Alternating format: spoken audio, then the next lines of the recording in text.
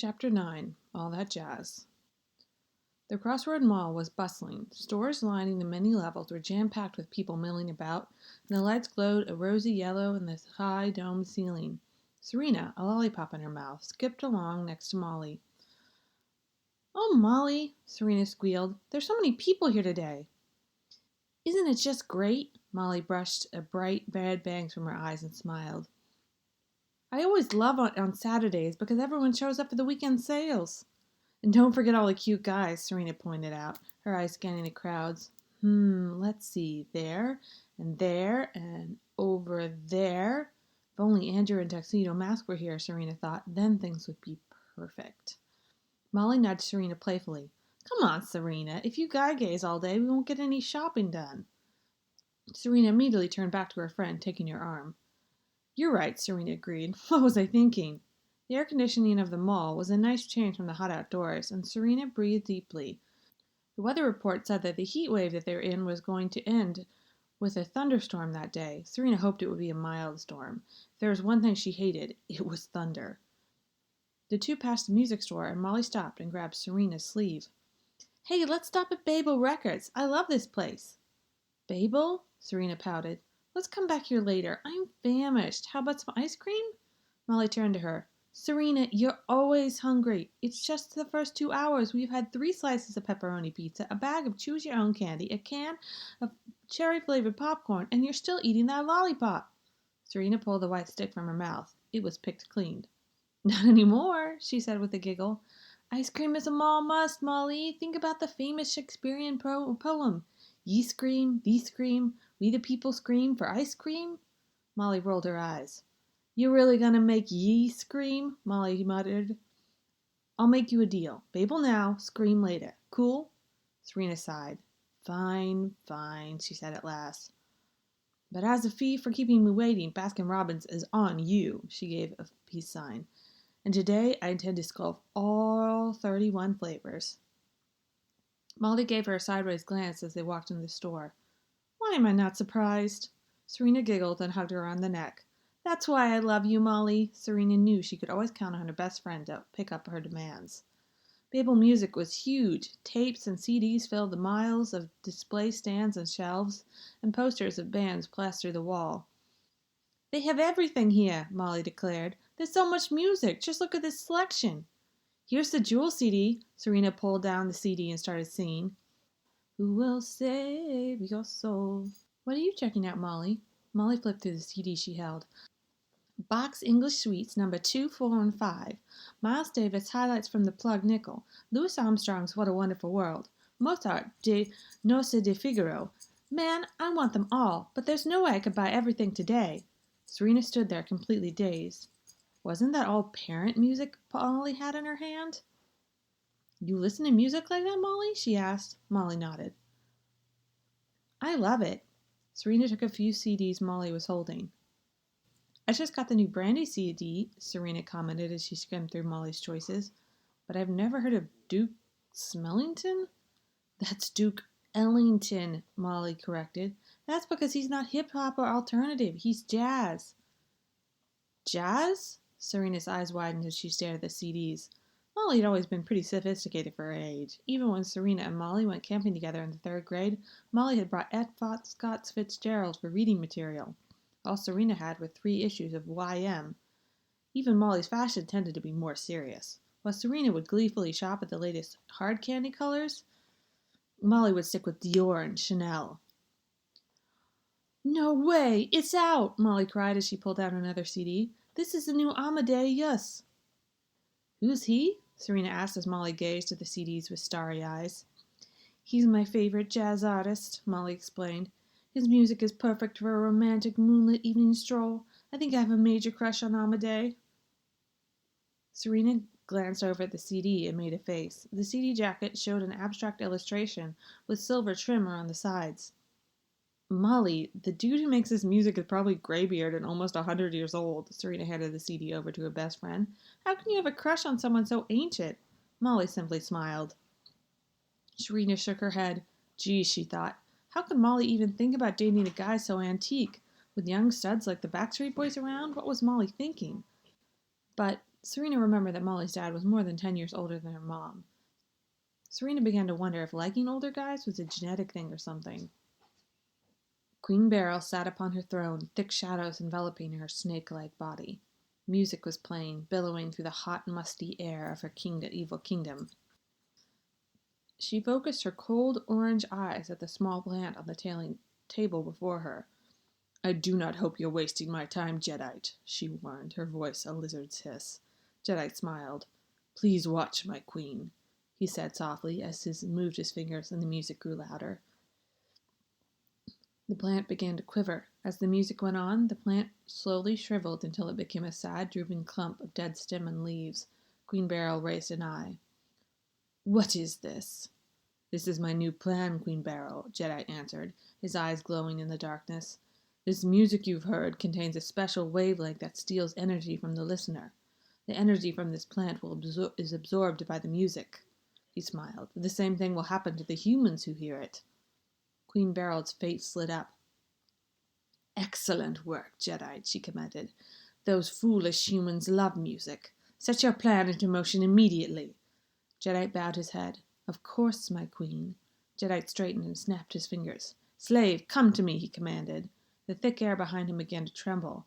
A beautiful woman with fiery red hair slowly appeared, a shadow melting from her form. A dozen bats appeared with her, and they flew off into the darkness. Their screeches echoed in the stone kingdom.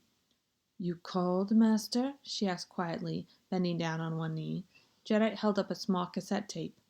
"This music will suck the energy from those humans on Earth. Take it and make sure every human hears it." The woman smiled. "Understood." Jam, Crossroads' biggest recording studio, was quiet that night. Rain pattered outside the tall, shining skyscraper that towered in the navy sky.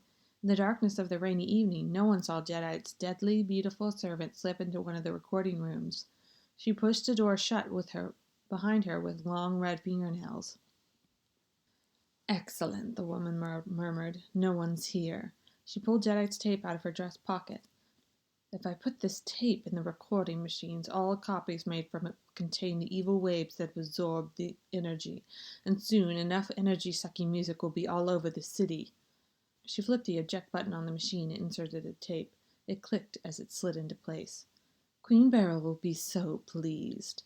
Behind her, the doorknob suddenly turned. A woman whipped around, then quickly hid behind a tall plant. An attractive lady with short brown hair entered the room. She walked over to the recording machine, her high heels clicking on the tile floor. "Phew," she let out a sigh. "Why does this room have to be on the top floor?" Jedi's servants narrowed her eyes as the brown-haired woman pushed the eject button on the recorder. The evil tape popped out, and the woman pulled it out curiously. "There's no label," she murmured. "I wonder why," she shrugged. "Well, it must be Amade's tape. How silly I am to forget to label it." "Akiko," someone called from outside the doorway. "Amade just called. He's waiting for you at the Cafe Crossroads." "Coming," Akiko called. She slipped the cassette into a case and quickly left the room. Jedi's servants growled. "Curses! That's Queen Beryl's special tape. I must get it back." She whipped her hand forward, and her nails shot out 10 times their length. They glittered in the darkness as her eyes flashed. "I will get that tape back," she swore, "no matter what I have to do." Chapter 10. Rainfall. Akiko quickly stepped into Cafe Crossroads. It was raining hard outside, and her high heels dragged water into the tiled floor. "My!" she giggled as she took out her umbrella. "It's pouring out there." She stomped her shoes to dry them, then looked around. "Amade, where are you?" A young man at a table nearby looked up. He saw Akiko, and then quickly jumped up. "Akiko," he called, waving. "Over here." Akiko spotted him and made her way towards him. "Amade," she cried, running up to him. "You're soaked! What happened?" Amade held a bouquet of roses. As Akiko ran up, he blushed and quickly hid the flowers behind his back. Nothing," he blurted as Akiko pulled out napkins from the table. "I just forgot my umbrella."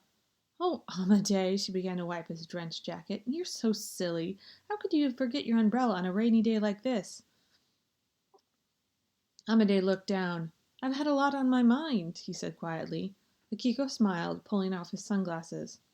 "And don't wear these indoors, silly," she said with a click of her tongue. Now, why would you want to cover up those beautiful blue eyes of yours? Amade blushed. Akiko pulled the tape out of her purse. Here, she said, pressing it into his hands. I picked up your demo tape. I listened to it yesterday. It's wonderful. Amade smiled shyly. Thanks. He scratched his head. His fingers were long and smooth, a musician's fingers. Akiko, he said quietly, isn't it your birthday today? Akiko laughed. Oh, Amade, she cried, spreading out her hands. How did you find out? I didn't want anyone to know. Amade blinked. Why wouldn't you want anyone to know? Because I'm getting old, Akiko laughed again. Amade, I'm 26 today. I can't believe how fast time passes.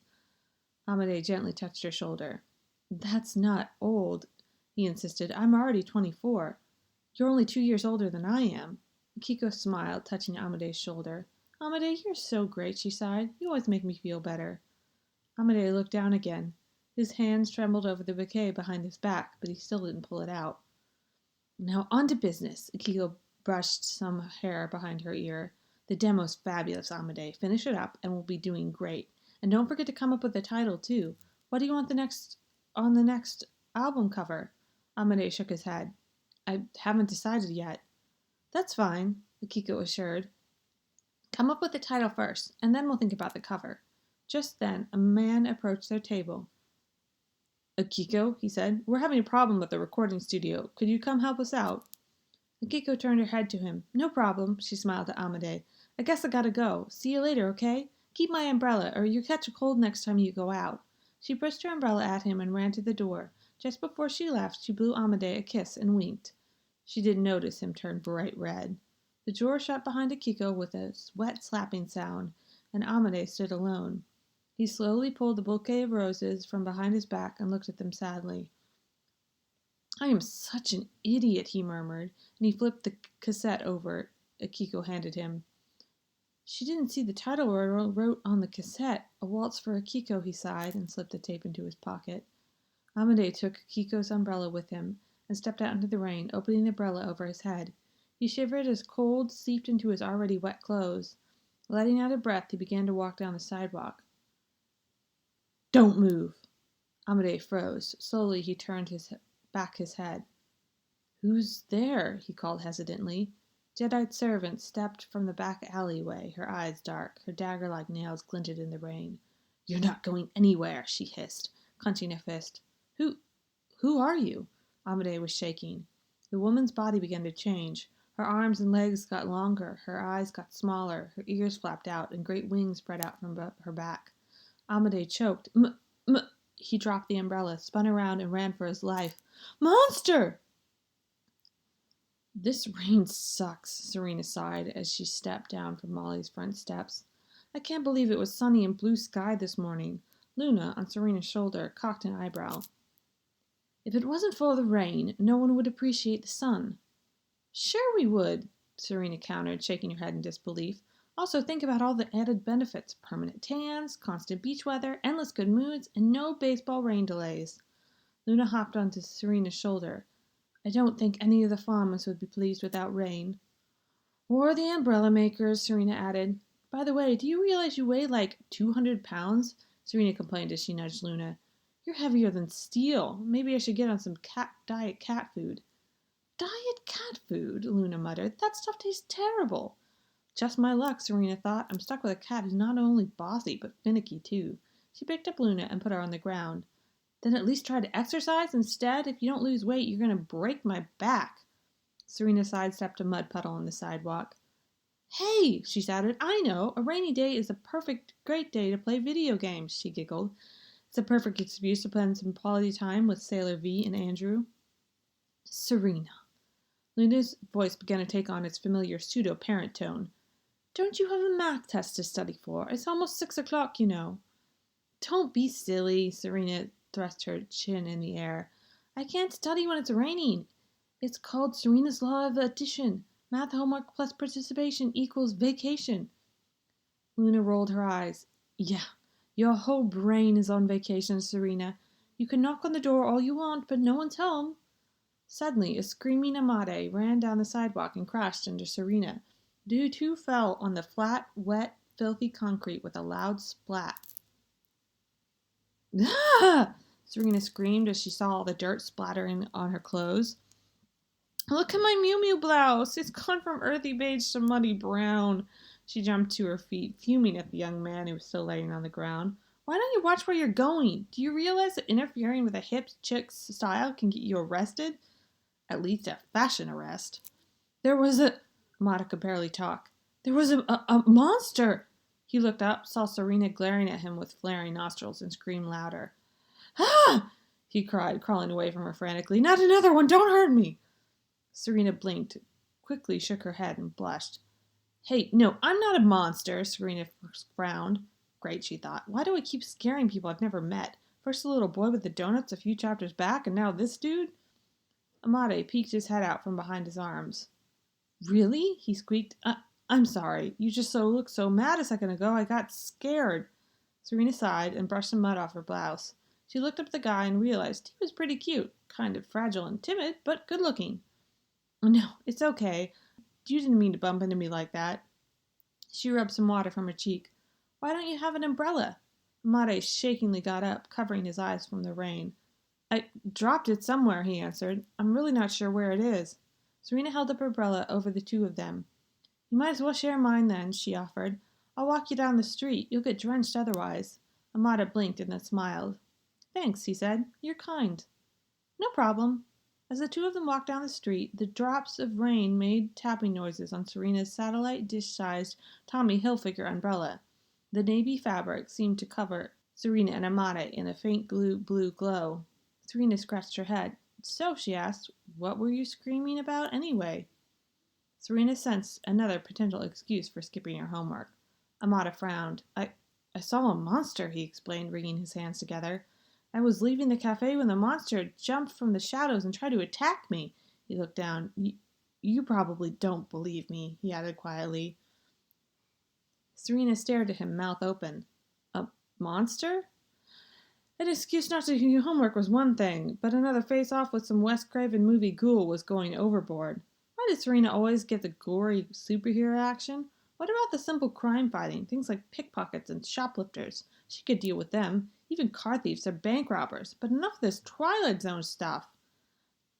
Amade saw her staring and quickly shook his head. I don't know. Maybe I've been working too hard or something. Forget it. He rubbed his hand across his eyes and looked up. They stopped in front of a small brick building. This is where I have to work tonight, Amada said wearily as he pulled a business card from his jacket. He handed it to Serena. I'm really sorry about your blouse. Thanks for sharing your umbrella. With that, he stepped into the building and closed the door behind him. Great, Serena mumbled as she looked down at the card. Another monster for me to... Her eyes shot open when she saw the name, Amada Yus, written in small blue print. Amada Yus? The name sounded familiar. Suddenly, Serena remembered Babel Records. That guy's the musician Molly's into. Luna looked up at the building seriously. Serena, she said quickly, I think the enemy is up to something again. Serena nodded in agreement, but kept thinking about Amada Yus. When Molly showed her the CD, Serena imagined someone totally different. Amade was so much younger than she thought. No wonder Molly had such a crush on him, even though he was too wimpy for Serena's taste. Serena, pay attention, Luna snapped. You can't sit around daydreaming all day again. We've got to start investigating this monster story. Serena sighed and nodded. You're right, Luna. Amade had been a really nice guy. Serena couldn't let bad guys get him. But why wouldn't the enemy be after that guy, Luna? Serena asked. He didn't exactly seem threatening, if you know what I mean. I don't know. Luna's eyes narrowed, but we've got to find out. Serena looked up at the brick building in front of her. The words, All That Jazz Music Club, were printed in large letters above the doorway. We better get inside the club, Serena said, snatching the brooch from her school uniform as the rain slapped against her umbrella. Don't worry, Amada, she thought. I'll protect you. Chapter 11, Gone Batty. Serena stepped under the rain roof of the music club and closed her umbrella. As she reached out to open the door, she suddenly caught sight of a sign on the wall. Uh-oh, she mumbled, slapping her hand to her head. What is it? Luna asked as she jumped from Serena's shoulders. Look, Serena pointed at the sign on the building. Private club for musicians, members only, 21 and over. Not only am I way too young and not a member, but I couldn't play an instrument to save my life. She looked over at Luna. What now? Luna sighed. Serena, do I always have to direct you? You're the champion of justice. Have you forgotten about the Luna pen?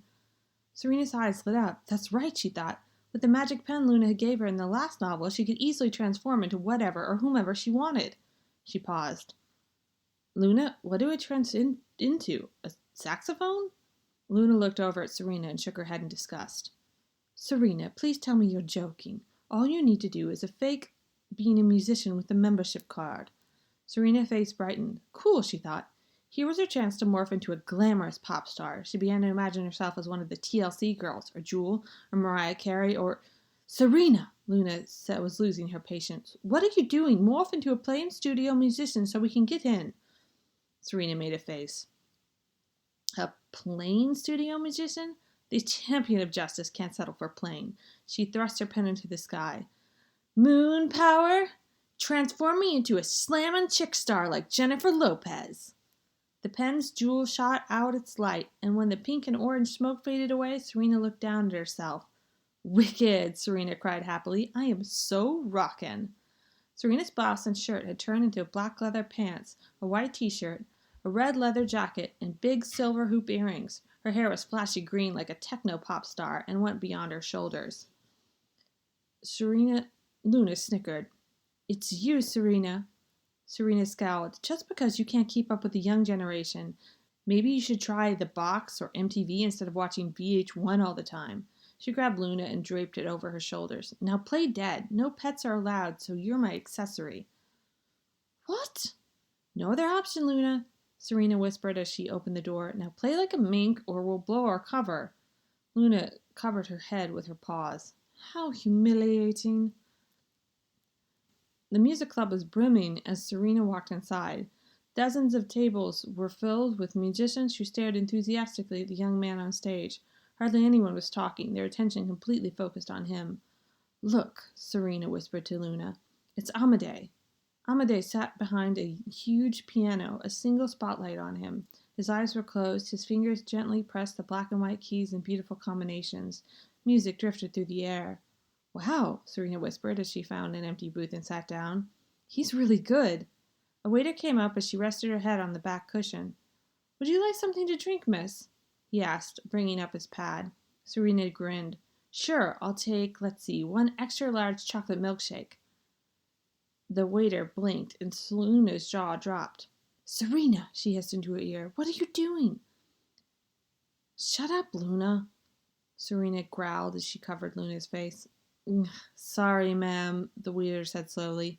This is a music club. We don't carry, milkshakes? No? Serena tapped her chin. Well, how about some cookies then? The waiter's eyes widened. Serena frowned as Luna tapped a paw on her forehead. Fine, Serena said at last, waving a hand. I don't want anything. Thanks anyway. The waiter nodded slowly and walked away. Serena noticed him shaking his head and mutter something as he left. Serena, Luna yelled as soon as the waiter was gone. What's wrong with you, ordering a shake at a club? Are you trying to blow our cover? I wouldn't talk, Serena shot back. You're supposed to be a fashion accessory. Yelling at me and squirming like that is a recipe for disaster. Luna shook her head angrily. Just shape up. You're supposed to be 21. Stop acting like a kid. Luna angrily set herself back on Serena's shoulder. I don't even know why I bother with this girl, she muttered. Serena sighed. How was she supposed to know they didn't serve milkshakes and cookies at clubs? Her older friends were into clubbing, but Serena was too young. At any rate, Serena vowed to keep drinking milkshakes until she was silver-haired and wearing dentures. She flicked blue eyes at Amadei as Luna got more comfortable on her shoulders. After a moment, Serena asked, Luna? Yeah? Look at Amadei's closed eyes, his quick, gentle fingers, the slight smile on his curved lips. Doesn't he look really happy to be up there? Luna looked up at Amadei. Yeah? Luna answered. So? Serena smiled. I don't know, she murmured. He looks so content. I wonder if he's thinking about somebody. Serena started to imagine Tuxedo Mask next to her, listening to the smooth, soothing jazz music. A few minutes later, Amadei finished his piece and took a bow. The audience clapped as he stepped off stage. Come on, Luna whispered. Now's our chance. We've got to follow him, Serena. But Serena had fallen fast asleep with her head on the table. Tuxedo Mask, she mumbled. Thanks so much for a night of jazz music and chocolate milkshakes. Serena! Serena shot up, eyes wide. Huh? What? She looked at the stage and blinked. Oh no, where's Amadei? He left through that door, Luna whispered, pointing to the back. That must lead to the parking garage in the basement. Let's hit it. Serena quickly got up and snuck into the back. As soon as she was through the door, she ran as fast as she could downstairs. She pointed her Luna pan into the air. Moon power, de-transform! Light flashed around her, and she jumped down the stairs. Her disguise melted off, and her hair and clothes were finally changed back to normal. Finally, Serena mumbled as her golden hair flew out behind her. Those earrings were heavy. It must be tough being a famous celeb. Serena, Luna shouted as she ran beside her. Look out! Huh? Serena screamed and covered her face as something dark flew at her. It screeched and flapped its weathery wings around her face. Ew, what is that? Serena cried. That thing stinks! She swung her arms madly, and her hand smacked in the flying thing full force. The creature fell to the floor, stunned, before flapping back into the air dizzily and flying away. Serena tentatively peeked between her fingers. Is it gone? Luna panted, eyes wide. Yeah, that thing was a nasty-looking bat. A bat? Serena blinked. What's it doing here? She was cut off as someone screamed. Luna whipped her head around. That came from down below. Oh, God! Serena slapped her head to her mouth. That was Amadei! Serena jumped down the last few stairs with Luna right behind. As soon as they reached the parking lot, Serena gasped. A beautiful woman stood above an unconscious Amadei. She laughed wickedly, clicking her frightening long nails together as she clutched a small cassette tape in her hand. Now to kill this worthless human, she said with a snicker. She raised her claws. Don't you dare touch him, Serena screamed as she ran towards the villain. You creepy, slimy, disgusting thing! Get away from Amadei! The woman flicked her head at Serena, then snarled. She jumped into the air, spread her leathery wings, and flew out of the parking garage and into the night sky. Serena gasped. She's definitely with the enemy. After all, Serena thought, even the smartest carjackers don't know how to sprout wings. Serena, Luna cried as she ran to Amadei. Come over here and make sure he's all right. Serena quickly bent down to one knee and checked Amadei's pulse. He's fine, she said after a minute. He's just knocked out, thank God. Something on the ground beside her made her blink. What's this? Serena reached over and picked up an empty cassette tape that had fallen onto the ground. A waltz for Akiko. Serena muttered, reading the case. Who's Akiko? A small picture fell out of the case, and Serena caught it. A pretty woman with short brown hair smiled at from her glossy photo. He's got a crush, Serena mumbled. She giggled, covering her mouth. This must be Akiko. Luna took a step back, surprised. How can you be so sure? Serena snorted. Obviously you've never had a crush, Luna. Serena waved the picture at Luna. He carries a picture of her around. He's named a song after her. Come on, Luna, this guy's digging her. Luna looked at the case. That bat witch had a tape in her hand, she observed. It must have been the one in this case. But why would the enemy want this tape? Just then, Amadei began to moan. Serena quickly lifted his head up. Are you okay? She asked. You got hit pretty hard. Amadei's eyes slowly opened. My tape, he groaned. My tape! Where's my tape? He suddenly sat up, grabbing the empty case. That beast took my tape! Serena shrugged. I guess the Bat Lady's a big jazz fan. You don't understand. Amadei's dark blue eyes were wide as he looked at Serena. This tape, it's too important. I have to get it back. How cute, Serena thought. He really likes that Akiko girl. Okay, Serena answered as she helped him up. We'll go get it back. Luna hopped onto Serena's shoulders as Amadei fumbled for his car keys.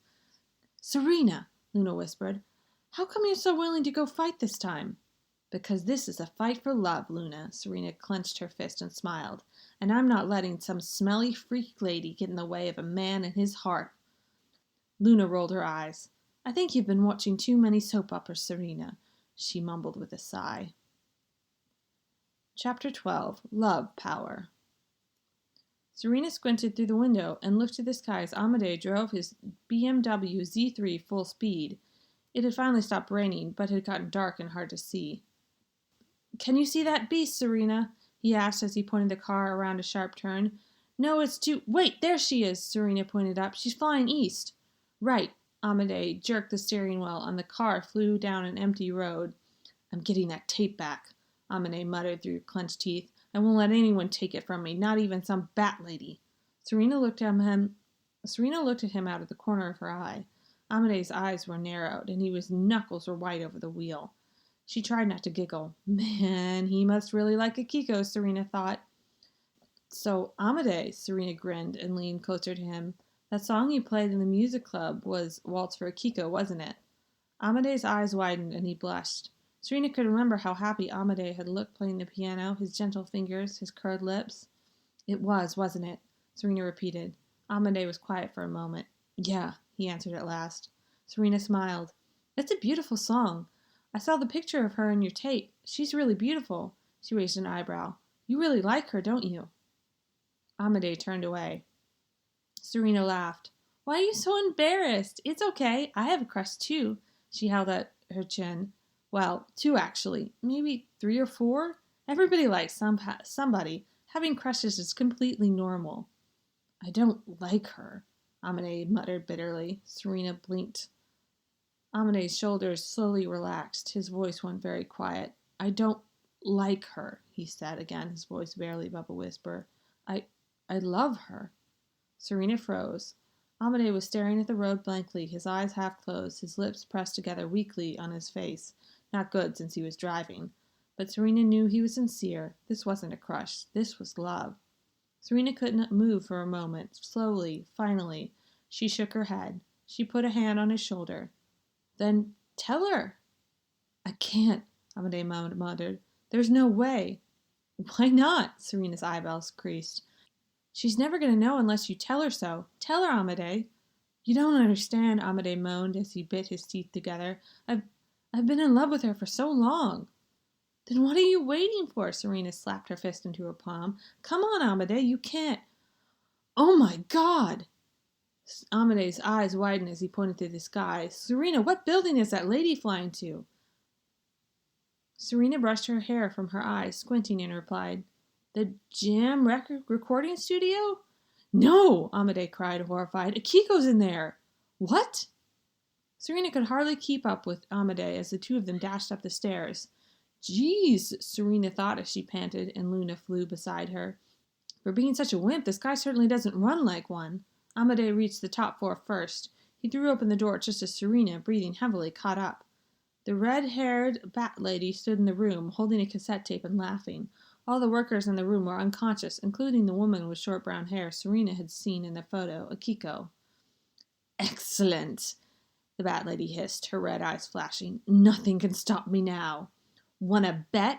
Serena yelled, planting her feet apart. She thrust her arms by her side. You've done your evil thing long enough, freak face. I will not let you proceed with this wickedness, for I am Sailor... Ow! Luna released her teeth from Serena's arm and hissed into her car. You haven't transformed yet, Serena. Make that speech and everyone will know your identity. Serena blushed and rubbed her teeth marks now in her flesh. What I just said, forget about it. What are you doing? Amade yelled at the bat lady. Why did you take my tape? And what did you do with Akiko? The woman's narrowed her eyes. This isn't your tape. It's Jedites. Saliva dripped from her mouth. And once I put it into these recording machines, all the tapes made from here will spread energy-absorbing music through the ranks of you measly humans, and our kingdom shall rule all. Serena laughed lightly, waving a hand. Oh, so it's not your tape, Amade. See, it was all a misunderstanding. Let's go, you guys. Luna clenched her teeth and hissed at Serena. What? She made a pouty pose. No one uses tapes anymore since everything's going digital. It's not worth a major nerve-wracking fight.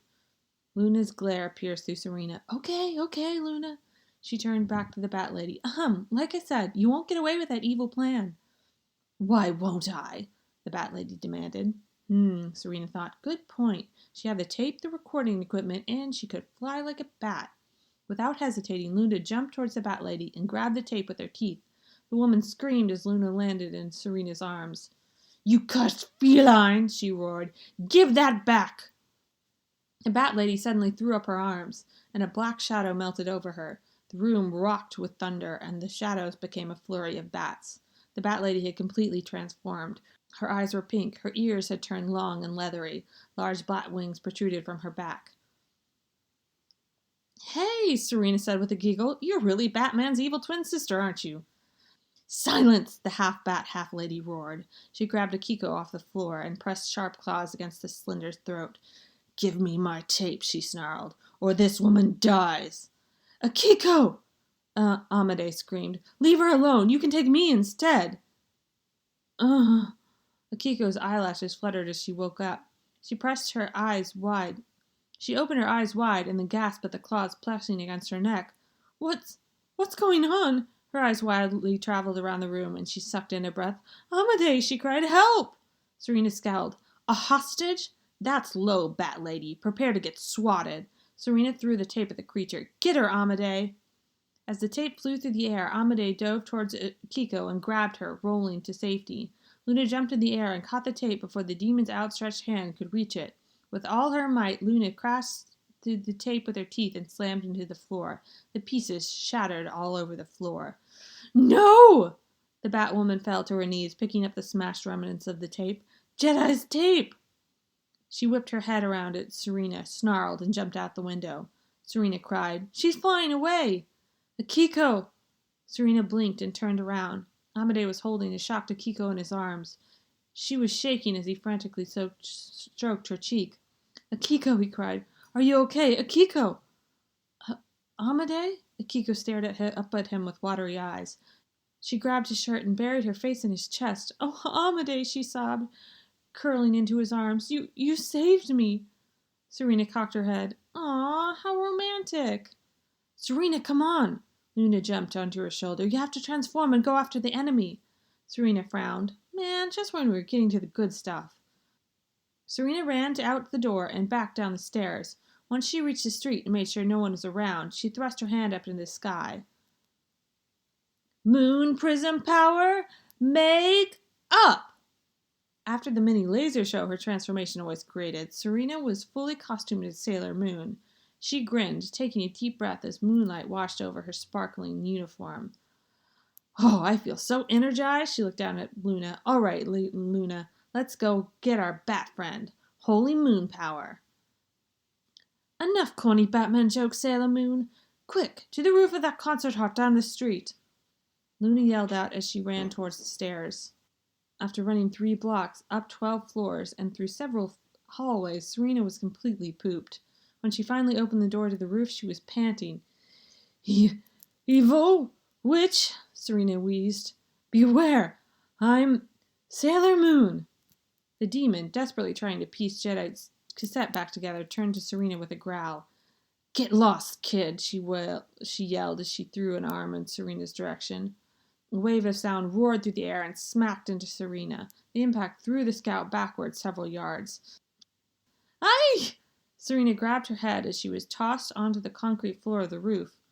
"Sailor Moon!" Luna cried, running towards you. "Are you all right?" Serena rubbed her ears. "I guess Mom was right when she said playing my stereo so loud was bad for me. I don't know, sound could hurt so much." "That isn't ordinary sound," Luna muttered as Serena stood back up shakily. "She's turning sound waves into blast attacks." "Well, I've had just about enough of this." Serena scowled, putting her hand on her hip for a standard Sailor Moon pose. "You came between an innocent man and the woman he loves," Serena yelled, pointing a gloved finger at the witch. "And for that you must pay. No one loves romance more than me. I am Sailor Moon, champion of love and justice, and on behalf of the moon, you're punished." Out of the side of her mouth, she whispered, "Luna, come up with a plan quick. She's got to attack me now that the speech is done." Luna sighed. "Sailor Moon, that's your job as a superhero. You've got to be a little more creative." The cat looked around and suddenly picked up a microphone with her teeth. "Here," she cried as she tossed it to Serena's way. "Use this." "Huh?" Serena stared at the microphone as the demon roared and sent another wave of painful sound. "Yip!" Serena screeched. "What do I do? Wait, that's it!" She flipped the microphone on and threw it on the oncoming sound wave. "Take this, you winged rodent!" The sound hit the microwave, and the noise suddenly blasted out of the speakers that stood behind the Batwoman. She shrieked as the sound knocked her over. Now's my chance, Serena told herself as she pulled off her jeweled headpiece. She gripped the shining disc in her finger and let it fly. Moon, tiara, action! The tiara spat at the demon, whizzing through the air with a crackling noise. The Batwoman shrieked as the glowing disc zapped her and sent electricity through her body. Her scream echoed through the night as she slowly turned into dust and sprinkled onto the concrete. Serena sighed. Tiara came back to her and she caught it and put it back on. Sailor Moon, Luna walked up to her. Are you all right?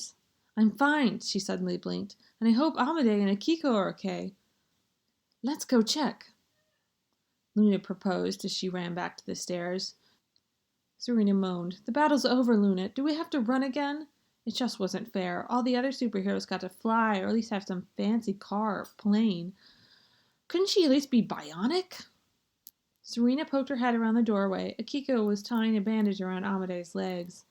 I can't believe you risked yourself to save me, Akiko muttered as she shook her head. You could have been hurt, Amade. I don't care, Amade answered quietly. You should care. What if you had hurt your hand? You wouldn't be able to play the piano anymore. Akiko? Amade suddenly took her hands in his and she stopped. His eyes were glowing. I couldn't play the piano, he whispered. If anything had happened to you... Akiko froze. What? She whispered. I love you, Akiko. Amade's cheeks turned red and he smiled. I love you. Akiko's eyes were wide. A moment later, her eyes swelled with tears. Amade? Watching the whole scene, Serena started bawling. That is so sweet. Looking up, Amade and Akiko noticed Serena and started giggling, slightly embarrassed. 2 weeks later, Serena and Molly were at Pebble Records in Crossroads Mall. Molly picked up the latest issue of Rolling Pebble magazine and her face turned crimson. No way, she cried. Serena, look at this article. Amadeus just got married. Serena hummed as she looked at the shelves of the CD.